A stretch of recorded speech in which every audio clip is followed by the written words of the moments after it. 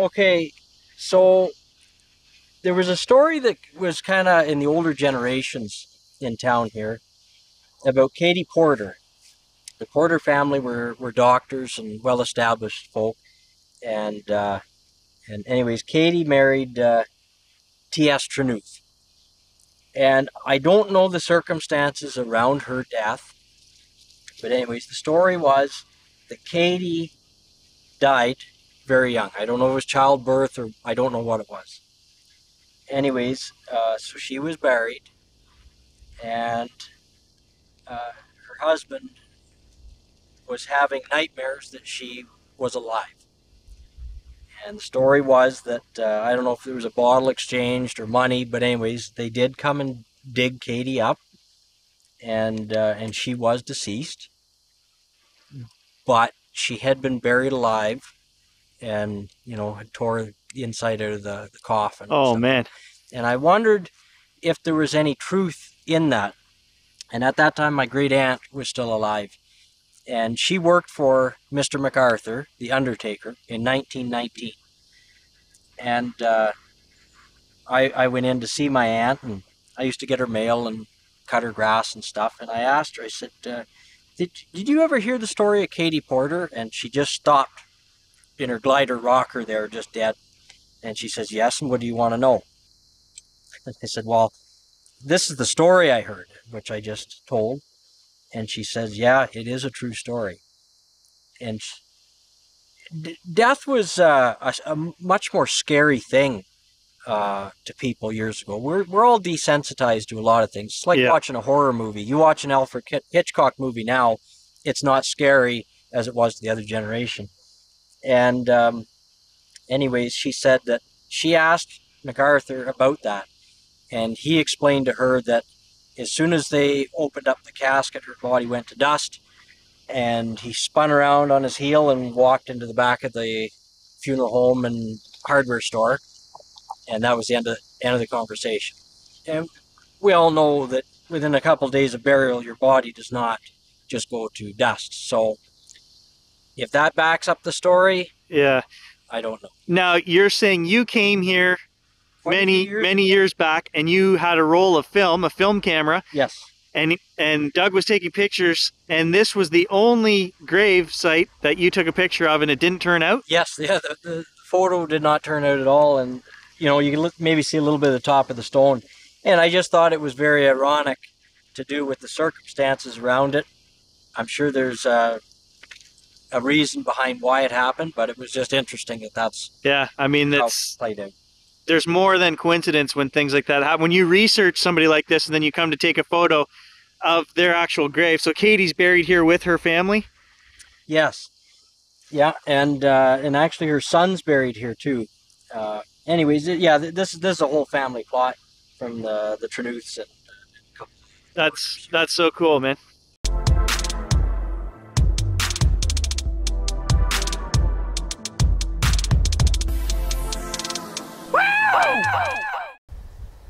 Hey guys, just packing up the truck with some detecting gear. You remember my new friend Doug?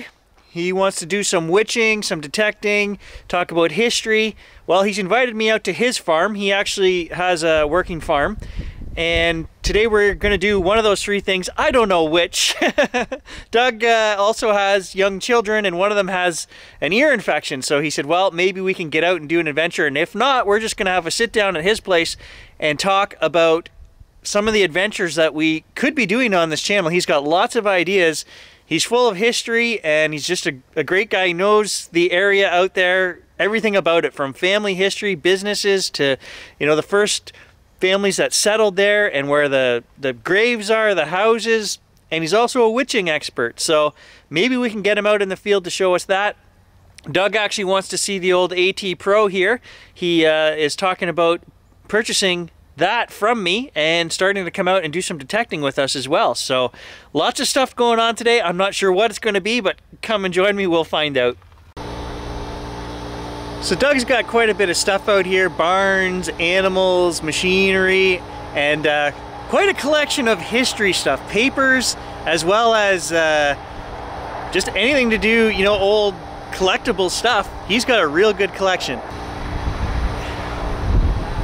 I'm gonna see if I can sneak a little bit of what we taped in Doug's lair, but you know, he's pretty protective of, you know, it's his property and stuff like that. So, but I will show you a little bit. We talked in one of his outbuildings here, and I'm blown away. Doug is a collector, first-class collector, and he's got a really nice property here with animals, you know, outbuildings, lots of machinery and stuff. Doug knows what he's doing. He is an old farmer at heart. He's a young old farmer. But every house is marked on it, okay? 1930s, you say? Yeah, well, because see, right here there's a notation, road under construction, 1933. Yeah. So that's okay. That's So 18 definitely, yeah. concession. Like all these roads that were passable at that time are no longer passable, other than four-wheeler. Just trails. Yeah. So like this is the old highway to Callender, which is Oakwood Road, and then on. So like this is all on, you know, hunt camps and things like that. Like that's the Brownlee farm. I just forget the name. The end of the swamp there. There's an old log house still there, like in ruins and stuff. But these are great site locations for you. Oh, for sure. You know. So this goes out to Bonfield and all over. Okay, yeah. But you can still see wherever there was a house. Yeah, all the little dots, yeah. Yeah, there's notation on it. So, like, when you were back in like the Delaney farm and stuff like that, like back in here past off the other side of Bear Mountain, there's a sawmill back there. See, it's labeled a sawmill. Yeah. It's a place I haven't gone to. Never checked. Foss Mill was still in existence, so it burnt in the late 30s. Yeah, we've been there. Yeah, and then you've been down to Kilrush. No, I have not. Oh, that's a pretty cool spot. Then down to Dog Lake where the big sawmill was, the big steam engine and stuff was down there. Nope, have not been there either. Joe Beckler Mill. This is why I need you, Doug. Look at this one, guys. There's Doug's first machine. Hey, you know what? You probably found some good stuff with that. We did, actually. Yeah. This is some Foss Mill. You know, some pictures from inside the mill and stuff. It used to exist. Brent, Kaios. Oh yeah. Some really neat stuff. A lot of these are all just maps all over the place. That's Algonquin Park. Well, again. you're the guy to know then, because I have a hard time getting my hand on old maps. Yeah. And then, of course, like I haven't got everything totally sorted, but a lot of whatever book he was doing, whatever interviews, taped interviews, the house was tore down. It was a total time capsule. The way it was left, and it's just too bad. But that's just the way it goes, you know. Not everybody has the interest in all this stuff, you know. And of course, a lot of the people I know who they are, and lots of family history in there, yeah.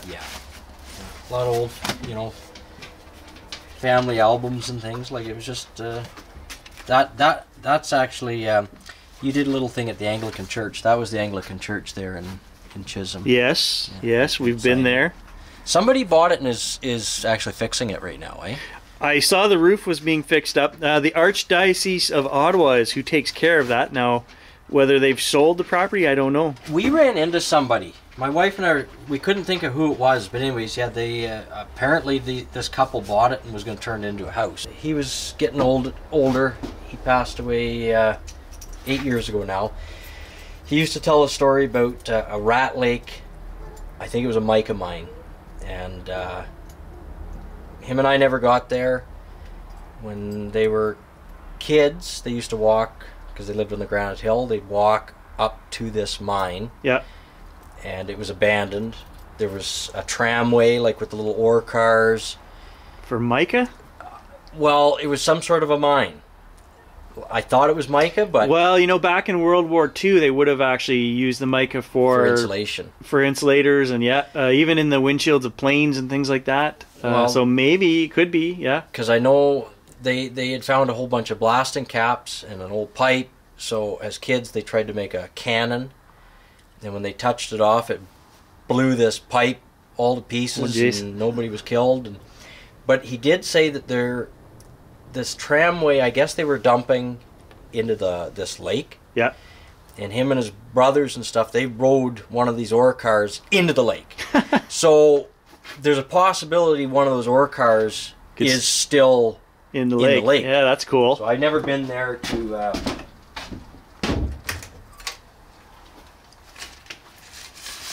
Anyways, I thought this would have been one for you to... Because I don't know... Lord only knows when I'm going to get there. And then, of course, there's my endless collections of stuff that, you know...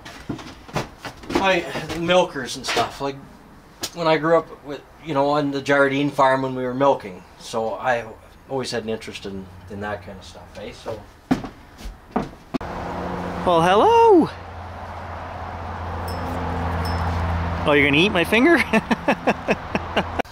So Doug has actually given me his old maps to copy here, and I'm gonna photograph them with my very high resolution camera, and then we'll know where every little farmstead was from, you know, turn of the century back on, and we'll make a digital file, and I'll end up giving Doug a copy of that as well. Alright, so Doug and I have decided we're going to try to do a little bit of witching. We're going to go into the cemetery that's right in the little town of Powassan, which I showed you guys in the last video we went out detecting. And there's some unmarked graves there as well, and we're going to do a witching session, and we can ask Doug all the questions that we've been just dying to get answers for about this. And he's going to show us what he knows.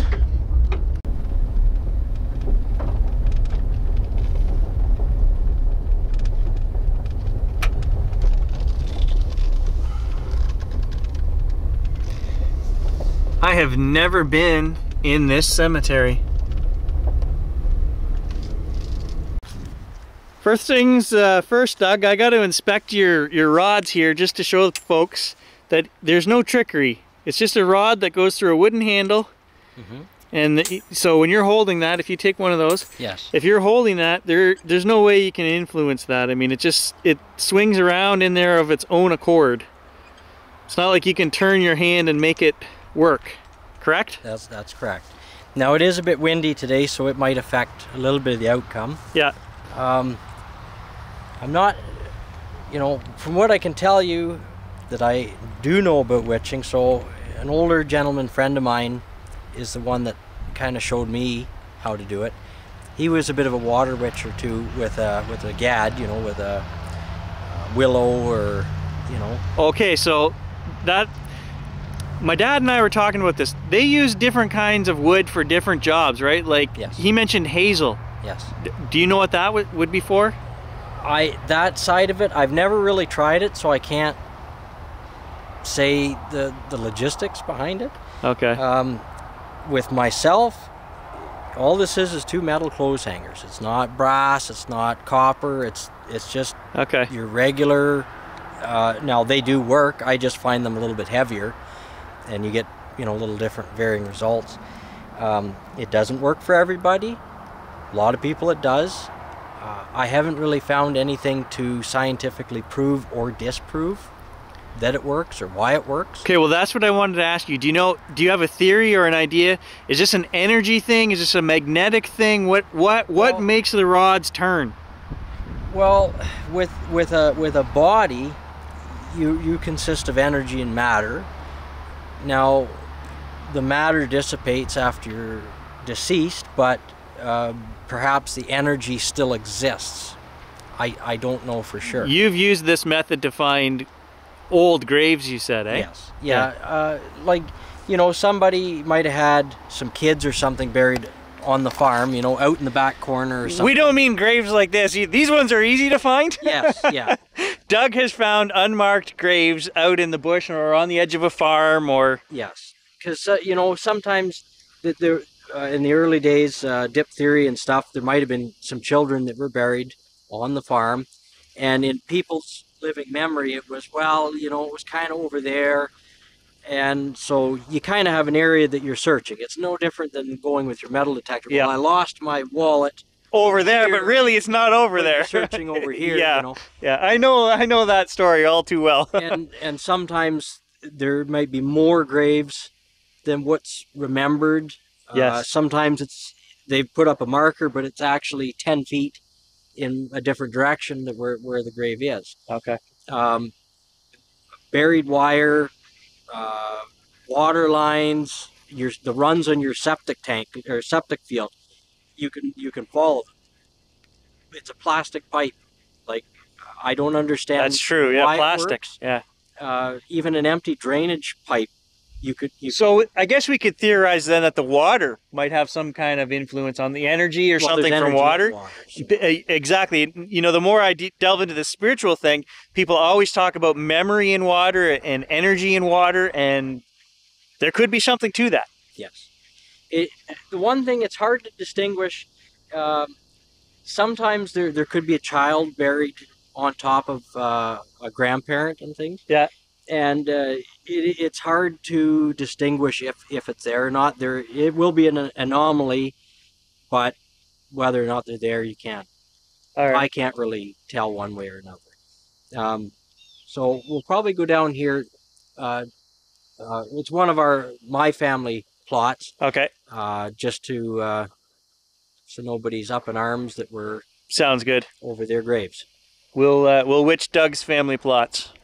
Okay, so this location here is a whole row of some of my family, and there really isn't any documentation, even with the town, as per who is buried where, other than 2 headstones out of all of them, Yeah. that are over their grave. And like, you can go to England and get better documentation on burials than we have in the last 100 years in Canada. Like, it's just they didn't keep the records. No. Yeah. It's very poor. Wasn't a priority when the old farmers did it. They just put them in the ground. Yes, and actually in this cemetery there were some bodies that were moved, like when the cemetery started and when they flooded the hydro pond. Yeah. There was diphtheria victims, and when they were flooding it, they were moved from the farm Okay. to this cemetery. So, like in the registry, it has so many feet with our family. It doesn't say who's where. And so, anyways, I'm going to just kind of go across this and kind of give you a little demonstration on what it does. Yep. So you can see in my hands, like I'm just holding this. Okay. Now, as soon as I start to cross over top of a grave, okay, these rods will draw together. Okay. And as soon as I'm off of them, Dude, that's crazy. they're going to part. And so I'm going over another burial. Okay. And so then, to kind of distinguish, between a child or an adult, is the length of the body. So as soon as I start to cross over the head That's crazy of how them, it's just jumping like that. okay, and then as soon as I pass the foot, it will start to break. Okay. Okay, that's mind blowing, man. Okay. See, And he backs up and it crosses again. Yes. So, and so this is all of ours, and some of them are buried very close together. See, I'm hardly off of that. Well, there's a little bit of space in that one. So you can essentially measure the width and the length of these graves, even if the headstones weren't here. And I seen a video of a person witching one time, and they had a lot longer rods, but they had them come out and go straight down. Now, I never really tried it, but it was for the size of the body. Like if they were a heavy set or a skinny person, and somehow basically those rods kind of followed the outside of the body, like what size they were. I've never tried it. Now, obviously, I like with some great aunts and uncles here. I already know who's buried where, but if you watch, you see how that is spinning in one direction. Yeah. Okay. That, if it goes to the left, that's a male. Okay. Yep. Okay. Now Aunt Florence is buried here. I could literally see it stop right there. It stopped going this way and it started going the other way. Okay. So that's female. Dude. Now, let me just have a look here because I want to show you there's some kids that are buried here and how I was able to distinguish it. So Every time he gets in front of a new grave, it crosses.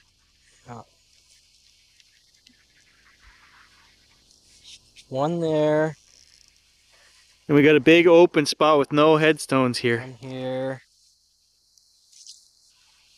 And you That's close together. You can still see it working. Those are close. So I'm just going to go across these because there is. Okay. That one seemed shorter. Do you see how that broke right there? Yeah. In the middle? So I don't know this 100%, but for the number of our family members that are buried here, there's not enough room to have a couple extra graves. But I know that there's 2 kids that died a day apart from each other. Okay?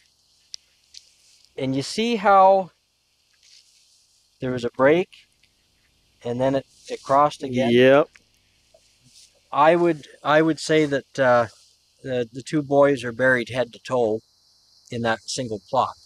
Huh. So that's the only way, like you could, when somebody is not that big. Okay? It definitely was shorter than the other one you did. Okay, because there's a break. All of a sudden there's a break right there. Okay? So that particular child was fairly young, which they were when they died of diphtheria.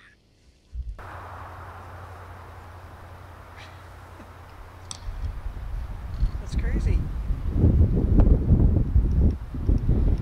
See how it breaks as soon as you're off?